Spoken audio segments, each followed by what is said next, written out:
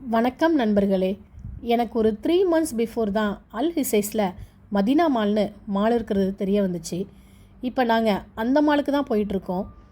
Metro green லைனில் அல் ஹிசைஸ் போயிட்டு அங்கேருந்து பஸ்ஸில் போகணும். நாங்கள் மெட்ரோவில் போயாச்சு. பட் பஸ் கிடைக்காம அல் ஹிசைஸ் மெட்ரோலேருந்து மாலுக்கு டாக்ஸியில் போனோம். மாலுக்கு உள்ளே என்ட்ரி ஆனோன்னே ஒரு ஃப்ளவர் ஷாப் இருந்துச்சு. அதில் ரியல் ஆர்டிஃபிஷியல் ஃப்ளவர்ஸ் இருந்துச்சு. அந்த ரியல் ரோஸ் பார்க்கும்போது மனசுக்குள்ளே ஒரு சந்தோஷம்தான். அப்படியே பின்னாடி திரும்பினா பார்க்கவே க்ரீனரியாக ஒரு பெரிய தொட்டியில் சைக்கிள் செடி வச்சு குட்டி குட்டியாக நிறைய செடி இருந்துச்சு.